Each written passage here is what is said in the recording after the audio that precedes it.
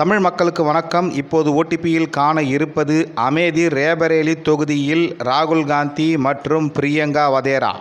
அடுத்ததாக இந்திய தேசிய கொடி ஒரே கலரில் மாறிவிடக்கூடாது கமலஹாசன்.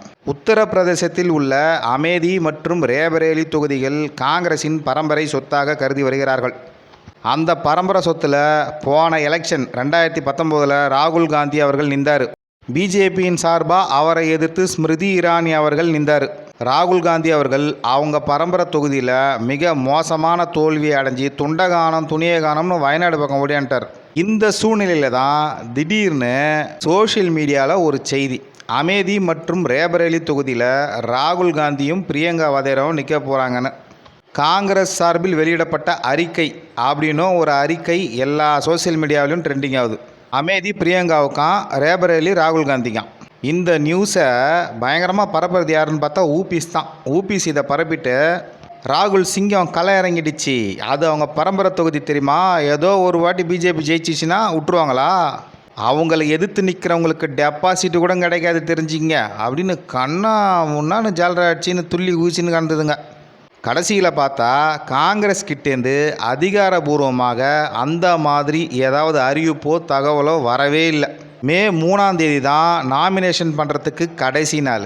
இன்னி வரைக்கும் யார் அந்த தொகுதிகளில் நிற்க போகிறாங்கன்னு தெரியவே இல்லை. ஏற்கனவே இந்த தொகுதிகளில் ராகுலும் பிரியங்காவும் நிற்க போகிறாங்கன்ற வதந்தி மிகப்பெரிய ட்ரெண்டாக இருக்கிறது.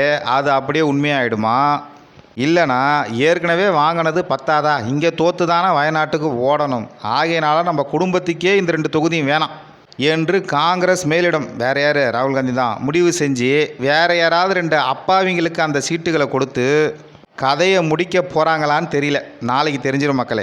அடுத்ததாக டாக்டர் பத்மஸ்ரீ உலகநாயகன் அவர்கள் மக்கள் நீதி மையம் சார்பாக ஒரு அறிக்கை வந்திருக்கு. அதாவது, எனது பெருமையே எனது நாடுதான், நான் வணங்குவது தேசிய கொடிதான், மூவர்ண கொடி ஒரே வர்ணமாக மாறிவிடக்கூடாது. இதில் இருக்க ஹிடன் நோட் என்னென்னா, பிஜேபி ஆட்சிக்கு வந்தால் மூவர்ண கொடியை காவி கலராக மாற்றிடுவாங்களாம்.